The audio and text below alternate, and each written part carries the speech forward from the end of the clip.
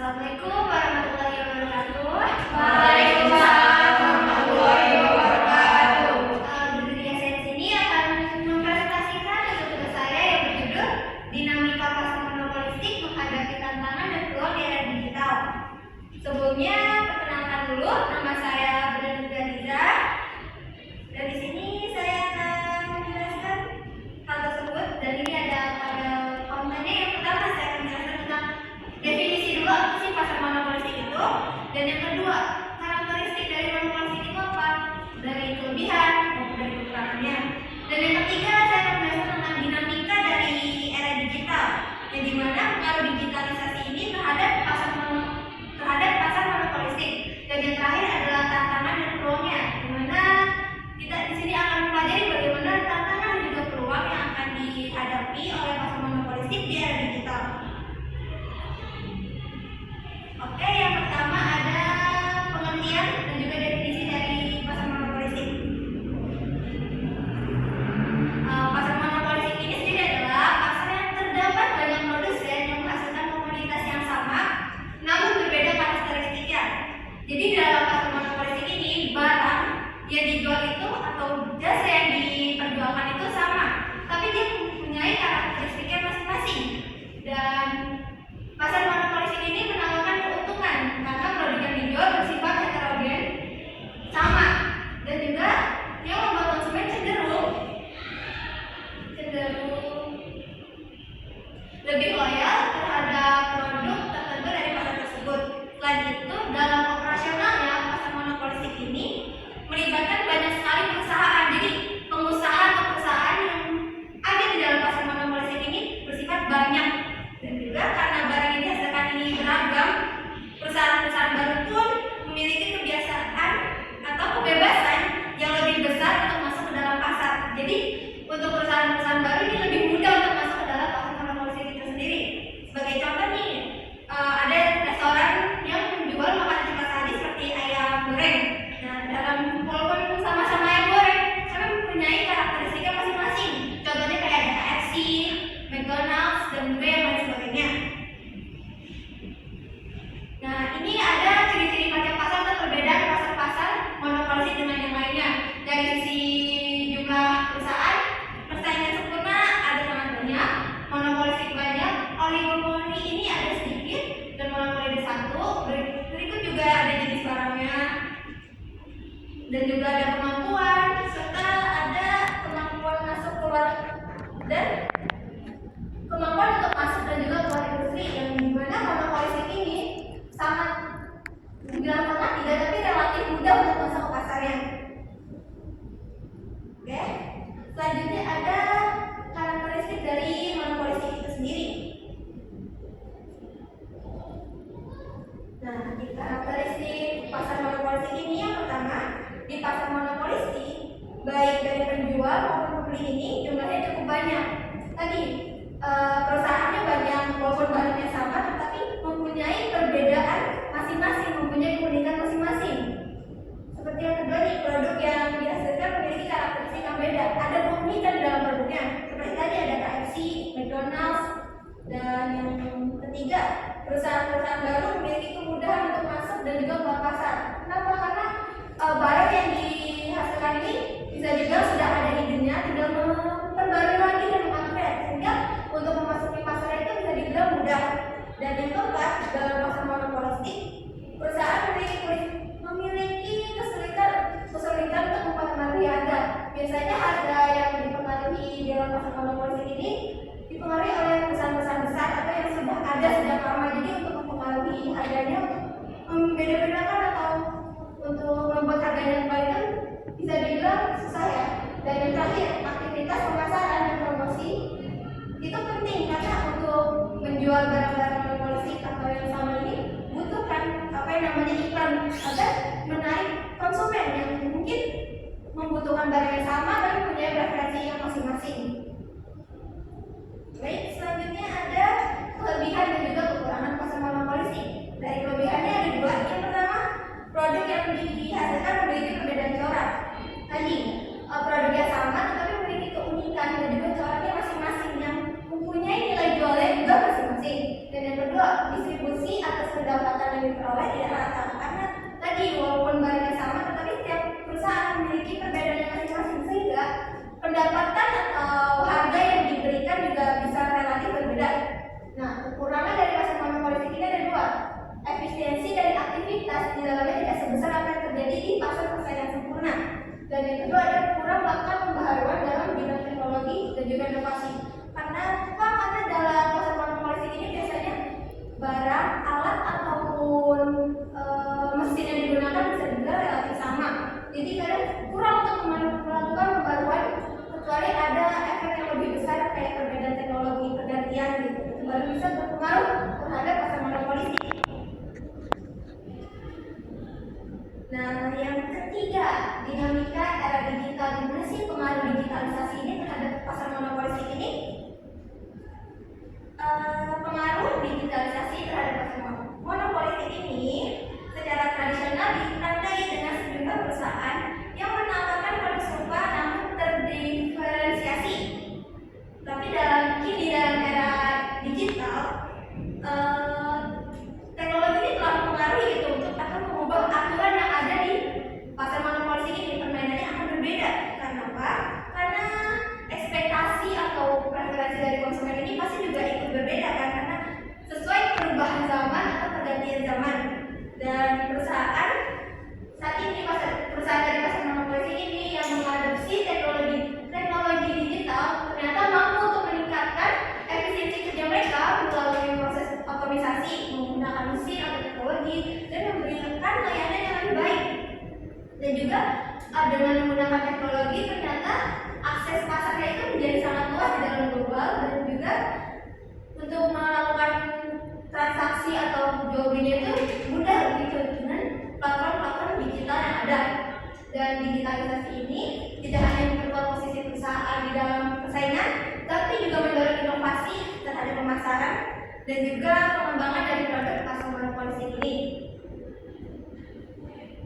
Nah, kalau digitalisasi itu penting, bagaimana sih kita untuk menghadapinya atau bagaimana sih pasar monopolistik ini dapat menggunakan gitu digitalisasi ini untuk pasar mereka atau untuk kegiatan mereka. Nah, yang terakhir nih, dinamika era digital, yaitu pengaruh digitalisasi ini terhadap pasar monopolistik.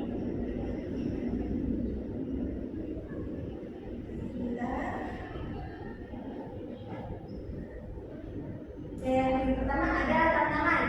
Tantangan ini ada 4 yang sudah saya cari. Yang pertama ada persaingan pasar. Di dalam persaingan pasar ini, digitalisasi ini memungkinkan para perusahaan untuk lebih banyak bermain di dalam pasar. Kenapa? Karena walaupun barangnya bersama monopolistik atau sama, tetapi ada keunikan sendiri gitu di dalamnya, sehingga barang yang menggunakan digital itu sekarang lebih dicari gitu di era modern ini. Dan yang kedua ada transparansi harga. Tentu kalau kita lihat secara nyata gitu, kita kalau beli barang gitu daripada kita cari ke toko dulu baru harganya segini tapi uangnya kurang. Kan kalau dengan adanya digitalisasi, kalau kita mau beli barang-barang dari pasar monopolistik, kita bisa mengecek dulu nih barangnya di e-commerce atau di manapun itu. Nah, yang ketiga inovasi yang cepat. Namanya digital ini bergerak terus-menerus dan juga sangat cepat ya, karena teknologi ini berkembangnya dengan sangat baik sehingga perusahaan itu harus memiliki inovasi yang baru dan terus baru. Jadi walaupun barangnya sama, kita tentu perusahaan harus memiliki inovasi yang berbeda dengan sebelumnya, karena seperti tadi namanya zaman atau teknologi terus berkembang secara tiap tahunnya. Dan yang keempat ada perubahan preferensi dari konsumen. Nah, untuk para zaman sekarang nih, kalau kita mau beli barang, terkadang kan kita punya preferensinya masing-masing. Kita udah nggak beli tuh barang, oh saya butuh, tapi saya mau nih barang yang walaupun saya butuh sesuai dengan apa yang saya mau. Nah, biasanya dengan digitalisasi ini, perusahaan dapat mencari informasi tentang bagaimana sih preferensi konsumen itu di dalam dunia digital, dan dari informasi itu perusahaan mampu untuk menciptakan kembali bagaimana preferensi konsumen dan disesuaikan dengan produk yang mereka buat di perusahaan. Kemudian Kemudian tadi tantangan ya, yang sekarang ada peluang. Yang pertama ada diferensiasi digital. Walaupun barangnya berbeda kan, sekarang itu karena sudah era digital, sehingga bahkan pasar monopolistik pun ini mempunyai dua macam gitu. Ada yang masih tradisional, ada juga yang digital. Nah sekarang peluang digital itu sangat banyak dan juga sangat luas, entah kita dari segi barang ataupun jasa, sehingga diferensiasi digital ini menjadi benar-benar peluang itu dengan perputaran dari teknologinya. Yang kedua ada personalisasi massal. Nah personalisasi massal ini sendiri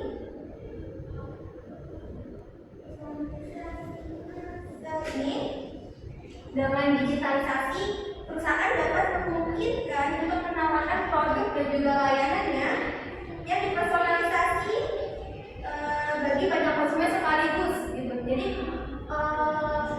kita atau perusahaan itu dapat menciptakan barang yang bisa sekaligus semua konsumen pakai gitu, semua konsumen juga bisa pakai gitu.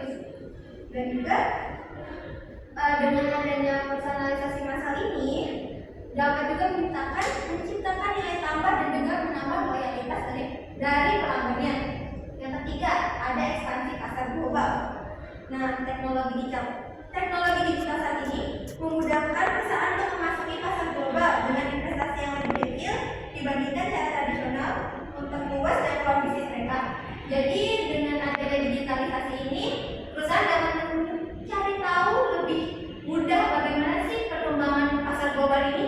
Dengan perusahaan tahu informasi lebih cepat, maka perkembangan atau pengembangan produk yang dibikin oleh perusahaan ini juga akan semakin cepat. Dan dari kecepatan ini sendiri, maka perusahaan akan lebih mudah untuk mengekspansi pasarnya secara global. Dan yang terakhir ada monetasi data. Nah, tadi dari monetasi data ini, kalau kita menggunakan teknologi, perusahaan itu lebih mudah gitu untuk mengumpulkan atau menganalisis data-data tentang pasar yang ada di global, yang ada di sekitar. Nah, data-data dari konsumen terutama ya.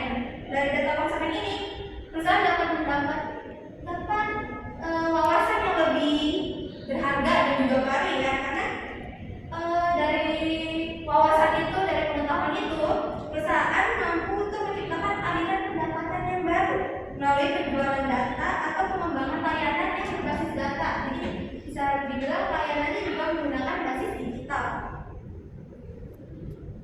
Oke, sekian dari pemaparan materi tentang dinamika pasar politik di era digital. Terus tadi saya akan membuka sesi pertanyaan. Jika ada yang ingin ditanyakan bisa disampaikan secara langsung.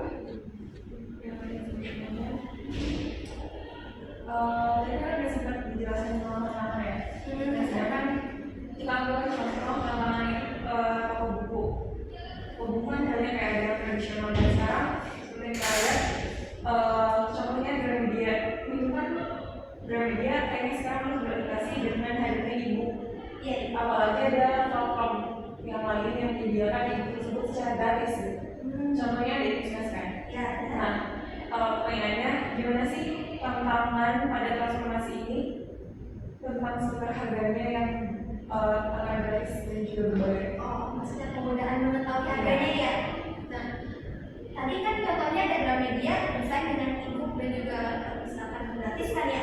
Nah, dalam sisi konsumen ya, konsumen ini kan sekarang lebih mudah untuk membandingkan harga buku yang ada di toko dengan harga yang ada di platform digital e-commerce lain. Jadi seperti kalau kita mau beli buku novel nih, ada kita kan membandingkan dulu kan, kalau mau di toko buku atau Gramedia berapa harganya, atau di e-commerce kayak Shopee itu berapa harganya. Kadang juga kan kita membandingkan itu harganya. Ternyata kalau di e-commerce bisa lebih murah dan di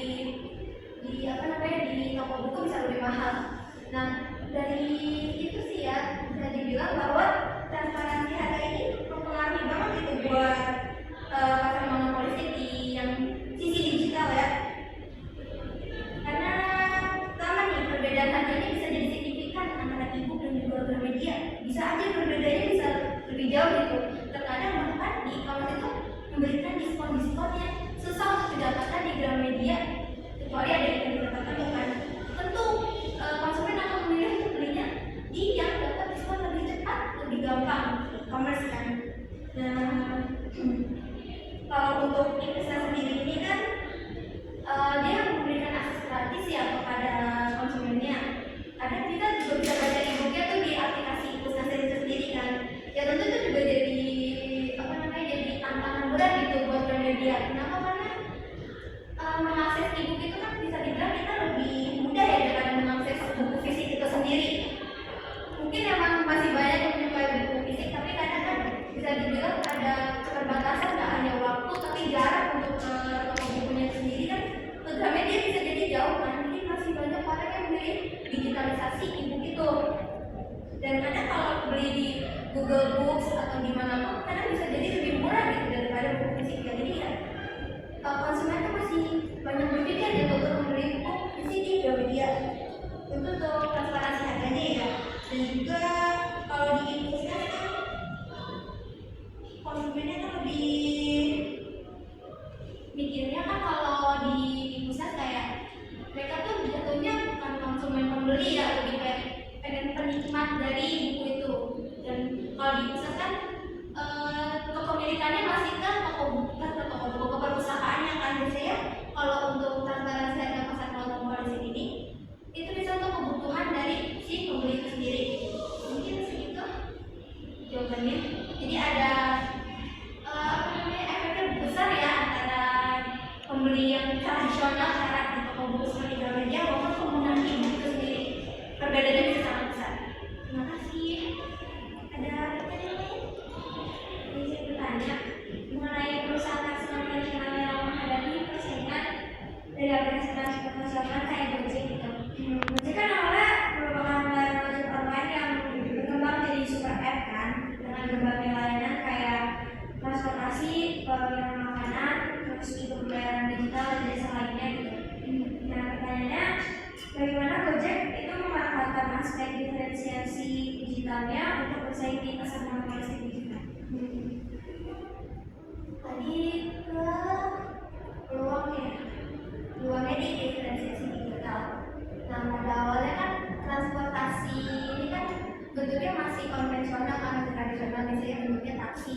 Tapi kan semenjak perubahan dari digital ini kan terus berubah gitu, terus maju, sehingga sekarang digital ini menjadi salah satu peluang gitu untuk masuk ke pasar lebih mudah. Tadi contohnya ada Gojek. Gojek kan layanan antar jemput gitu, layanan transportasi secara online kan. Nah untuk diferensiasi digitalnya ini, Gojek itu bisa memanfaatkannya dengan tadi menggunakan pengembangan model-model di mana walaupun ini aplikasi terkenal dengan layanan transportasinya, tetapi ternyata kalau kita buka aplikasinya, kita bisa lihat tuh gimana sih perkembangan atau apa namanya bisa dibilang macam-macam gitu jenis yang ada di dalam si Gojek itu sendiri. Karena kita bisa beli makanan, beli makanan secara online, atau kita bisa mengirim barang nih secara online gitu. Jadi ada layanan antar barang juga. Itu kan berarti daripada taksi yang biasa, Gojek ini lebih memberikan gitu layanan yang lebih banyak dan lebih mudah untuk konsumennya. Itu untuk diferensi digital. Nah, algoritma juga kita kan juga paham nih kalau kita tentunya ada algoritma sendiri gitu dari pelanggan yang ada di Gojek. Karena kan kita dikasih nih dengan supir-supir atau transportasi yang dekat dengan jarak kita. Kalau kita pilih taksi kan jatuhnya atau kitanya gitu ya dari taksi, tapi kalau kita pakai Gojek ini sebagai diferensiasi, malah Gojek ini akan nyamperin kita gitu, karena kan bisa langsung menggunakan alamat. Jadi untuk diferensiasi digital ini, Gojek itu benar-benar sangat berpengaruh ya saat ini dalam